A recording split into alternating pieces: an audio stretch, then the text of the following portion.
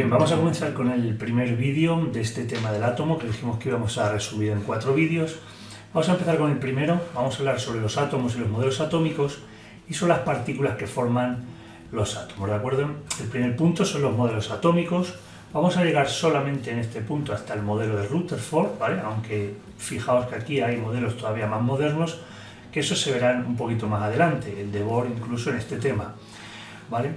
Entonces, bueno, empezaremos hablando por ahí. Bien, si alguna vez hacemos un experimento mental, ¿no?, en el que imaginamos un trozo de un metal cualquiera, bueno, aquí nos dicen un lingote de zinc, ¿vale? Si nosotros lo dividiésemos en 4 partes, ¿verdad?, pues seguiríamos teniendo zinc, ¿verdad?, el mismo metal, pero dividido en 4 partes. Si esas 4 partes las dividiéramos otra vez, cada una de ellas en 4, pues seguiríamos teniendo trocitos más pequeños, pero de ese mismo metal. Si siguiésemos así indefinidamente, ¿verdad?, podríamos seguir dividiendo los materiales para siempre. Bueno, pues este experimento mental se lo hicieron ya hace mucho tiempo, ¿verdad? Y se lo hicieron algunas personas, fijaos. A comienzos del siglo XIX, el científico Dalton establece la teoría según la cual la materia estaba formada por átomos. Pero esa palabra átomos no era suya, ¿vale?, sino que se la cogió prestada, por decirlo de alguna manera, a un señor anterior, muy anterior a él, ¿vale?, que era un filósofo, ¿vale?, llamado Demócrito, que vivió alrededor del año 400 a.C. Este experimento mental que acabamos de hacer con el lingote de zinc en la diapositiva anterior, ¿vale?, ya se lo hizo él y sin ninguna otra tecnología imaginó que la materia tenía que llegar un momento, ¿vale?, que estuviera formada por algo que ya no se pudiera dividir más, ¿vale?, y ese algo estuviera unido unos a otros, ¿vale? Por eso decía que la materia era discontinua, que después de múltiples divisiones se llegaría un momento dado a una unidad indivisible, que justamente esto es lo que significa la palabra átomo, ¿vale? Átomo es A, que es uno, y tomo, que significa parte, es decir, estamos hablando de la unidad que solo tiene ya una parte, es decir, que no se puede dividir. Bueno, pues Demócrito ya por aquella época se hizo esa idea mental. Lo que pasa es que no se llegó adelante, porque por aquel entonces vivía Aristóteles, y bueno, sus ideas, las ideas de lo que estaba formado el mundo de Aristóteles eran diferentes, y por aquel entonces pues Aristóteles tenía más fama y se llevó el gato al agua, ¿no? Demócrito cayó un poco en el olvido, hasta que llegó Dalton a principios del siglo XIX y retomó esa idea de átomo, ¿vale? Decía que tenía que llegar un momento en el que ya no pudiéramos dividir mucho más la materia. Bueno, aquí empieza ya las nuevas teorías atómicas, las nuevas teorías sobre la formación de la materia, y bueno, pues la teoría inicial de Dalton queda superada pues no mucho tiempo después, ¿vale? Y vamos a ir viendo un poquito cuál fue esa cronología, ¿vale? Mirad, en el año 1803 llega Dalton y propone el modelo que acabamos de ver, ¿vale? Dalton establece que la materia está formada por átomos que ya no se podían dividir más y denominó elemento químico a cada tipo diferente de átomos. Incluso se atrevió a representarlos con una serie de símbolos. Al hidrógeno le puso un puntito y un círculo, el carbono estaba representado por una bola así completamente negra, ¿vale? Esa era la idea de Dalton. Fijaos, pasaron casi 100 años para que ya entrado en principios del siglo XX aparece J.J. Thomson, ¿vale?, y descubre, mediante una serie de experimentos en tubos de vacío, en tubos de rayos catódicos, descubre que en todas las sustancias hay unas partículas que tienen carga eléctrica. Es decir, ya intuye que hay una serie de partículas, es decir, que el átomo no es ya lo más pequeño, sino que ese átomo va a tener una serie de partículas a las que llamó electrones, ¿vale? Esa carga eléctrica negativa fue llamada electrones por Thomson, ¿vale? Y dijo, bueno, pero si la materia en su conjunto es neutra, si hay unas partículas que son electrones, aunque yo no las haya detectado, tiene que haber otras que contrarresten esa parte negativa con una carga positiva de igual magnitud para que la materia al final sea neutra, que es lo que conocemos. Y entonces propuso un modelo. Su modelo fue este de aquí, que él llamó como pudding de pasas o algo así, ¿vale? Yo, bueno, pues aquí os dejo esta imagen que a lo mejor nos puede también, o es un poco más cercana, ¿no? De un bollo con estas pepitas de chocolate, en el que decía, el átomo es una esfera como una mole de carga positiva, todo lo que está aquí dibujado en rojo sería como una carga positiva, e incrustadas, ¿vale? Así a modo de pepitas en una sandía o como queramos imaginarlo, tenía otras bolitas más pequeñas llamadas electrones. Esos eran los electrones. Todo lo rojo era positivo, los electrones negativos, de tal manera que la materia era neutra. Vale, no mucho tiempo después, fijaos, aparece el modelo de Rutherford. Rutherford fue alumno de Thomson y prosiguió sus investigaciones, ¿no? Intentando demostrar la teoría del que había sido su profesor, ¿vale? De Thomson, plantea un experimento. El experimento consistía en lo siguiente. Bueno, me viene la pizarra aquí. Él lo que predijo, la hipótesis que tenía es que si se cumplía lo que había dicho Thomson, la materia, si la viéramos a su nivel más interno, tendría que ser algo, bueno, todos iguales, ¿vale? Pero tenía que ser algo así, ¿no? Que los átomos pues tenían que estar así, como eran moles de carga positiva con esas cargas negativas, tenían que ser algo así. Dijo que si sobre esa lámina, él utilizó una lámina de oro, dijo que si lanzaba unas partículas, en este caso partículas alfa, si lanzaba unas partículas alfa, que son núcleos de helio, a esa lámina, las partículas alfa, como todo esto es una masa, ¿verdad?, de carga positiva con sus cargas negativas incrustadas, las partículas llegarían y la gran mayoría rebotarían al intentar atravesar esa lámina. La gran mayoría rebotaría. ¿Qué ocurrió? Bueno, pues una gran sorpresa, porque ocurrió justamente lo contrario. Lo vemos por aquí. Mirad, cuando él plantea el experimento, este sería el elemento que utiliza para mandar las partículas alfa, ¿vale? Este es el rayo de partículas alfa, y aquí pone la lámina de oro, ¿vale? Esa lámina de oro. Cuando las partículas de alfa aquí están representadas con estos puntitos violetas, ¿vale?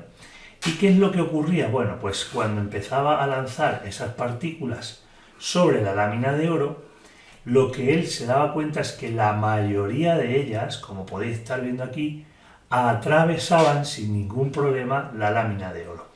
Y solamente algunas de ellas, fijaos en esta que está rebotando, algunas se desviaban un poquito y muy pocas rebotaban, ¿vale? Claro, ¿qué le hizo pensar esto? Dice, bueno, pues es que Thomson no estaba completamente en lo cierto, sino que la mayor parte de la masa de los átomos no está distribuida en una bola, ¿vale?, todo grande y todo ya completo, sino que la mayor parte de la masa está concentrada en lo que él llamó el núcleo, ¿vale? De ahí el modelo atómico nuclear, ¿vale? Al llamarle núcleo aparece el modelo atómico nuclear. Y todo lo que hay entre los núcleos, ¿vale?, era donde estaban los electrones, se supone, orbitando, y todo lo que quedaba entre medias era el vacío. De tal manera que dedujo que la materia está prácticamente hueco, porque la mayor parte de esa materia es vacío, ¿vale? Entre un núcleo y otro hay una distancia grandísima, ¿vale? Es decir, intentando demostrar una cosa, demostró pues prácticamente lo contrario, y eso dio lugar al modelo atómico siguiente, que lleva su nombre, que era el modelo atómico conocemos como de Rutherford, ¿vale? ¿Qué dice el modelo atómico de Rutherford? Bueno, pues ya deduce que los átomos tienen un núcleo muy pequeño, que es donde están concentradas, él decía, los protones, porque todavía no se conocían los neutrones, fue un poco más adelante.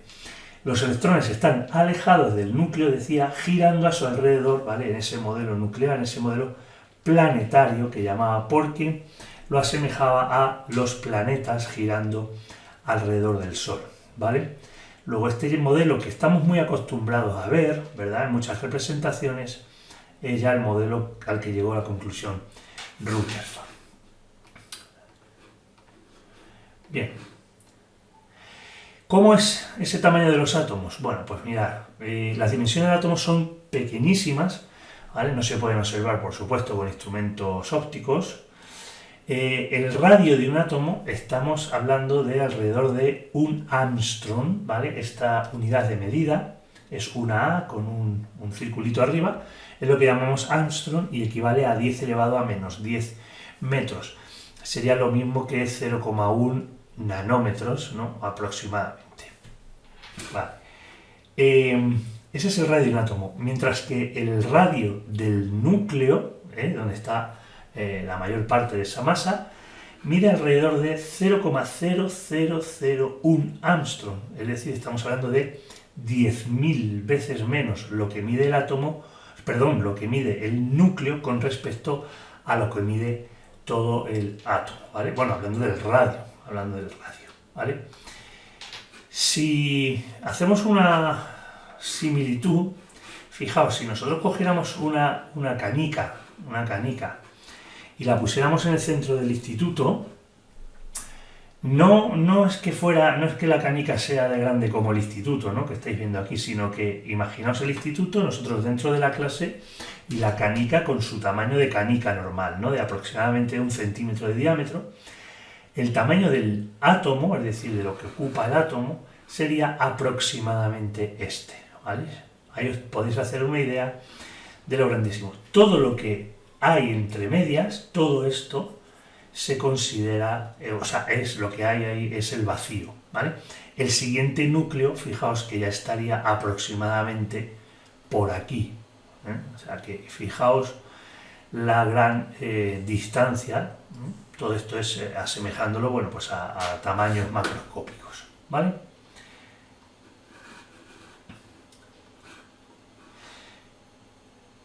Vamos a ver un poquito ahora las partículas que forman esos átomos, ¿vale?, para hacernos una idea, y tenemos que saber y conocerlas, ¿vale?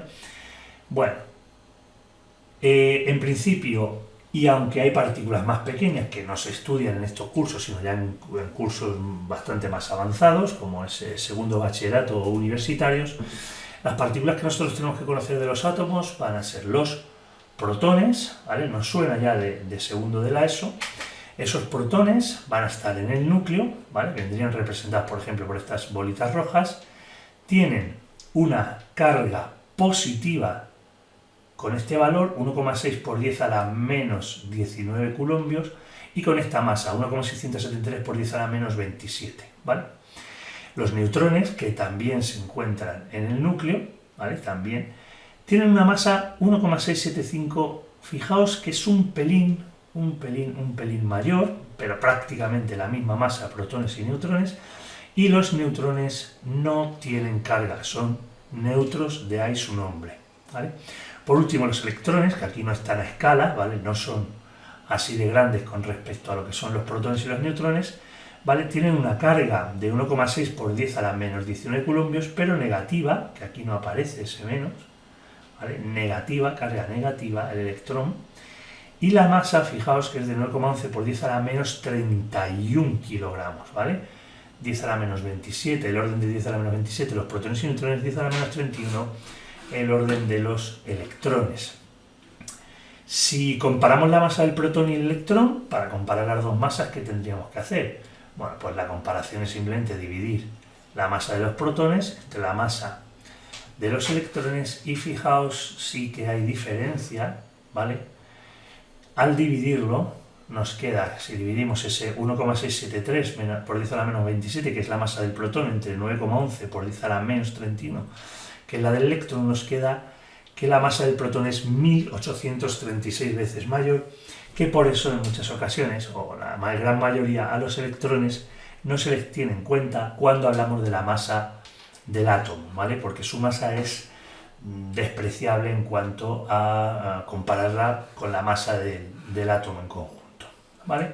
Esas serían esas partículas que forman los átomos. La masa del protón es muy parecida al del neutrón, vamos a ver aquí un pequeño resumen, ya lo hemos dicho, la masa del electrón es muchísimo menor que la del protón y el neutrón, la carga eléctrica del protón y el electrón es la misma pero de signo diferente, como hemos visto en la diapositiva anterior, los átomos, y pone aquí en principio, son neutros, por lo tanto tienen igual número de protones que de electrones, aunque luego en este mismo tema veremos que lo normal es que se conviertan, es muy fácil que se conviertan en una cosa que se llaman iones, luego lo veremos más adelante. Y otro dato, el número de protones y neutrones en un átomo es similar, ¿vale? No tiene por qué ser exactamente igual, pero es un número cercano, el número de protones y el número de neutrones, ¿vale? Como tenemos que jugar con la escala atómica, mira, las partículas subatómicas son tan pequeñas que es frecuente trabajar con lo que llamamos escala atómica. Fijaos, si tuviéramos que estar hablando de la masa de un átomo en términos de 10 a la menos 31 kilogramos y demás, sería todo muy complejo, ¿verdad? Entonces utilizamos como unidad de masa y carga aproximadamente la masa y la carga de un protón, aunque luego eso fue el principio y luego se mejoró. Llamamos, o podemos llamar, si queréis, unidad de masa atómica U, o podéis verlo en algunos sitios como UMA, unidad de masa atómica, a la masa que tiene aproximadamente un protón, 1,66 por 10 a la menos 27 kilogramos. Vamos a llamar unidad de carga atómica a la carga que tendría un electrón, que sería 1,6 por 10 a la menos 19 coulombios, y le ponemos 1E, un electrón, ¿vale? 1E, sería la unidad de carga atómica, la E. Y aquí podéis ver pues un pequeño resumen, ¿no? Si el protón, hemos dicho que su masa en escala atómica va a ser una UMA, su carga eléctrica va a ser más una unidad de carga eléctrica, ¿vale? Una unidad de carga. La masa del electrón, por lo tanto, va a ser 1 partido de 1836 veces, claro, porque es lo que hemos visto que en la relación anterior, la carga menos 1 del electrón, y el neutrón aproximadamente también una unidad de masa atómica, y la carga eléctrica 0, ¿vale? Por si alguno os da por mirar cómo se mejoró esta unidad de masa atómica, ¿vale? Aunque en principio esto fue lo que se definió como unidad de masa atómica, posteriormente se definió por esa diferencia pequeña que hay entre los protones y los neutrones, se definió la unidad de masa atómica como la 12ª parte de la masa de un átomo de carbono, luego veremos qué es eso de carbono 12, en el que había 6 protones, 6 neutrones, ¿vale? La masa serían esas 12 UMAs, bueno, pues al dividirlo entre 12, la 12ª parte es lo que se utilizó como definición de unidad de masa atómica, ¿vale? Pero bueno, para nuestros cálculos, pues en principio podemos utilizarlo como queramos, ¿vale? Bueno, pues esos serían los primeros puntos, el 1 y el 2, de este tema, ¿vale? Venga, pues un saludo, hasta luego.